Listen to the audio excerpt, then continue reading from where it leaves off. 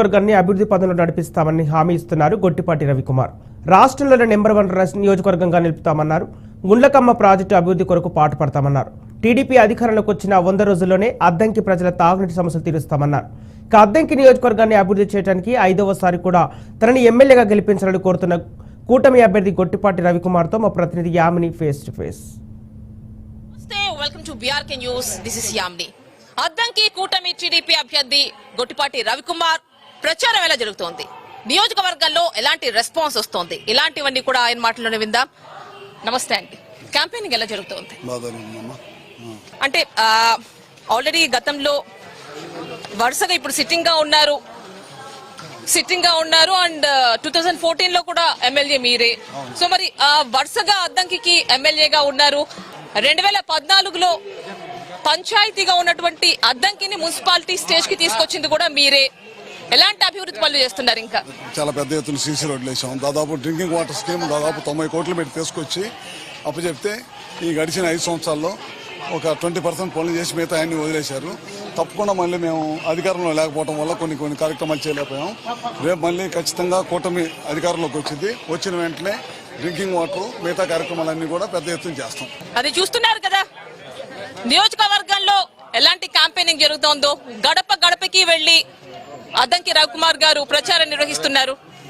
So మరి Gundlakamma project చూసుకుంటే అండి, కేవలం ఒక 3 గేట్లు రిపేర్ ఉందని చెప్పి 1,00,000 ఎకరాలకి నీరు అందించేటువంటి ఈ ప్రాజెక్ట్ ని కేవలం 1 కోటి రూపాయలు, 1,50,00,000 ఖర్చు అవుతుందని పక్కన పెట్టిన నేపథ్యం చూస్తున్నాం. మీరు వస్తే ఏం చేస్తారు? ఇప్పుడు గుండ్లకమ్మ ప్రాజెక్టు చాలా బ్రహ్మాండంగా ఉండేది. అంతకుముందు దాదాపు దాని కింద 1,00,000 ఎకరాలు ఉండేది. ముఖ్యంగా ముంపు గ్రామాలన్నీ కూడా మా కాన్స్టిట్యూన్సీ సంబంధించిన వ్యవసాయం అంతా కూడా ఎక్కువ సంతనోతల పాటు అది కొంత 10% 20% మాకు ఉండేది. ఇవాళ 3 గేట్లు ఇరిగిపోయినాయి. దాదాపు 1,50,00,000 రూపాయలు ఖర్చు పెడితే ఆ గేట్లు అయిపోతాయి. అవి అవ్వకుండా లేచిన దగ్గర నుంచి ఈ చుట్టుపక్కల ప్రాంతాల్లో ఇసుక కోసమే కేవలం గేట్లు ఇరగొట్టేసి తద్వారా ఇసుకను తీసుకెళ్తున్నారు. రోజుకి 100 నుంచి 150 లారీలు వెళ్తాయి.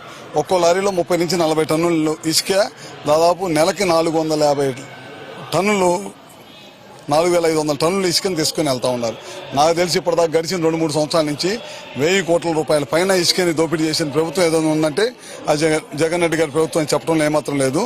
అదే కాకుండా ఆ గుండ్లకమ్మ మీద ఆధారపడి కొన్ని వేల కుటుంబాలు, దాదాపు 2-3 వేల కుటుంబాలు చేపలు పట్టుకుంటూ బతుకుతారన్నమాట. ఎందుకంటే అక్కడ నిర్వాసితులు అయిపోయారు. ఎస్సీలు, బీసీలు, ఎస్టీలు, మైనార్టీలు నిర్వాసితులు అయిపోయి వాళ్ళందరూ కూడా గతంలో మేము ఏం చేసామంటే 10 రూపాయలు లైసెన్స్ ఫీజు 10 రూపాయలు ఎక్కడ ఉండదు దేశంలో, 10 రూపాయలు కట్టేసి ఆ గుండ్లకంలోకి వెళ్ళి చేపలు పట్టుకొని తద్వారా వాళ్ళు వ్యాపారం చేసుకుంటూ బ్రహ్మాండంగా బతకొచ్చు అనమాట. అట్లాంటి వాళ్ళ కడుపు కొట్టిన ప్రభుత్వం ఏదైనా ఉందంటే జగన్ రెడ్డి ప్రభుత్వం. కేవలం ఇసుక కోసం వాళ్ళ బతుకుల్ని, రైతుల్ని, ఎస్సీ, ఎస్టీ, బీసీ, మైనార్టీలు చేపలు పట్టుకునే వాళ్ళందరం కూడా రోడ్డును పడేసిన ప్రభుత్వం ఏదైనా ఉంటే అది జగన్ రెడ్డి ప్రభుత్వం. కేవలం విషయం కోసం రేపు మా ప్రభుత్వం అధికారం వచ్చిన ఎమ్మటే 3 గేట్లు కాదు మొత్తం పోయినాయి. ఇప్పుడు నీళ్లు కనుక ఏదైనా వచ్చి పొరపాటున వచ్చిందంటే 11-12 గేట్లు ఉంటే ఆ గేట్లు మొత్తం కూడా లేచిపోతాయి అనమాట. అవన్నీ ఖచ్చితంగా మెయింటైన్ చేసి సరిగ్గా పెడితేనే రాబోయే రోజుల్లో కూడా మనం నీళ్లు రైతులకు కానీ వీళ్ళకి మత్స్యకారులకు కానీ నీళ్లు ఇవ్వగలుగుతాం. అక్కడ అంటే కుప్పం తర్వాత గ్యారంటీ సీట్ అంటే అద్దంకి అంటూ ఉంటారు, ఏమంటారు? ఇక్కడ ఖచ్చితంగా మంచి మెజార్టీతో గెలుస్తామని చెప్పి ఆశిస్తా ఉన్నాను. అంటే ఇక్కడ మనం చూస్తే అండి, మీకు ఇప్పుడు కూటమి నుంచి అటు బీజేపీ కావచ్చు, టీడీపీ కావచ్చు, జనసేన వీళ్ళందరి సపోర్ట్ ఉంటుంది. ఎస్పెషల్లీ మీకు సొంత క్యాడర్ ఉంది అంటున్నారు. మాకు అందరి సపోర్ట్ ఉంది. దాదాపు ఇది 5వసారి పోటీ చేస్తా ఉన్నాను. మా నియోజక ప్రజలందరూ కూడా మా కుటుంబ సభ్యులు లాంటి వాళ్ళు అందరూ కూడా కలిసిమెలిసి ఉంటాం. ఖచ్చితంగా మంచి మెజార్టీతో కూటమి అభ్యర్థిగా అటు పవన్ కళ్యాణ్ గారి సపోర్ట్ ఉంది, బీజేపీ సపోర్ట్ ఉంది, మా నాయకుడు చంద్రబాబు నాయుడు గారి సపోర్ట్ ఉంది, ఇక్కడ లోకల్ గా ఉండే ప్రజల సపోర్ట్ ఉంది. కాబట్టి ఖచ్చితంగా మంచి మెజార్టీతో గెలుస్తామని చెప్పి ఆశిస్తాం. అంటే మేనిఫెస్టో చూసుకుంటే ఇటు నవరత్నాలు ప్లస్ అంటున్నారు, మీరేమో సూపర్ 6 అంటున్నారు. మీరు వెళ్లి ప్రచారం చేస్తున్నారు గడప గడపకి. ఎలాంటి రెస్పాన్స్ వస్తుంది మీకు కావచ్చు, వాళ్ళకి కావచ్చు? ఇప్పుడు చూస్తా ఉన్నామమ్మా, ఇప్పుడు 3 గ్యాస్ సిలిండర్లు ఇస్తా ఉన్నాం. ఎందుకు ఇస్తా ఉన్నాం అంటే ఊరకే అని చెప్పలేదు, నిత్యావసర వస్తువులతోటి ప్రజలు ఇబ్బంది పడతా ఉన్నారు, మహిళలు. అందుకని చెప్పి కనీసం కొంతన్నా ఇబ్బంది లేకుండా చేయడం కోసం, బ్యాలెన్స్ చేయడం కోసమే, వాళ్ళ ఖర్చులు బ్యాలెన్స్ చేయడం కోసం 3 సిలిండర్లు ఇస్తే వాళ్ళకి ఇబ్బంది లేకుండా. ఎందుకంటే చాలా కుటుంబాలు నేను చూస్తా ఉన్నాను, ఎన్ని సిలిండర్లు పడతాయంటే 4, 5, 3 అట్లా పడతాయి అంటున్నారు. అందుకని యావరేజ్గా ప్రతి ఇంటికి కూడా 3 సిలిండర్లు ఇవ్వాలనుకున్నాం. జగన్ రెడ్డి ఏం చెప్పాడు, పోయినసారి తిరుగుతా 2 పిల్లలు ఉన్నా మేము పిల్లలు చదువుకోవడానికి డబ్బులు ఇస్తాం అమ్మ ఒడని చెప్పాడు. ఎలక్షన్ అయిపోయిన తర్వాత ఏం చేశారు, 1 పిల్లవాడికి ఇచ్చాడు. 15,000 ఇస్తానంది 13,000 ఇచ్చారు. 5 సంవత్సరాలు ఇస్తానంది 3 సంవత్సరాలు ఇచ్చారు. అంటే అది మోసం చేస్తూ ఎదురోని మోసగాళ్ళు అని చెప్పి ప్రచారం చేసే కార్యక్రమంలో చేసే ప్రయత్నం చేస్తాం. ఇప్పుడు నేను తిరుగుతా ఉన్నాను, ప్రతి వార్డులో కూడా 30 నుంచి 50 మందికి పెన్షన్లు పోయినాయి. కరెంటు బిల్లుల పేరుతోటి, లేకపోతే ఇల్లు పెద్దయో లేకపోతే ఏదో చెప్పటం, లేకపోతే భర్త చచ్చిపోయిన వాళ్ళకి భార్యకి పెన్షన్ ఇవ్వాలంటే సంవత్సరం పట్టడం, ఇట్లాంటివన్నీ కూడా చాలా ల్యాబ్స్ ఉన్నాయి. మా ప్రభుత్వం పోయినసారి వచ్చింది, అన్నా క్యాంటీన్ పెట్టాము, చాలా పెద్ద ఎత్తున పేదలకు భోజనం చేయించే కార్యక్రమం చేయించాం. ఈ కాన్స్టిట్యున్సీలోనే 16,000 మందికి పెన్షన్లు ఇచ్చాను. ముఖ్యమంత్రి సహాయ నిధి ఎవరు వచ్చినా సరే పార్టీలకు అతీతంగా మన దగ్గరకు వచ్చి ఏదన్నా పెన్షన్ కావాలన్నా, ఏదన్నా ఆరోగ్యం బాగలేదు నాకు ఆపరేషన్ చేయించుకోవాలంటే చాలా పెద్ద ఎత్తున సాయం చేసేవాళ్ళం. ఈ ప్రాంతంలో ఇందా మీరు తిరుగుతూ చూశారు, పెద్ద వచ్చింది, నాకు మోకాళ్ళ ఆపరేషన్ చేశారు, బ్రహ్మాండంగా అందని.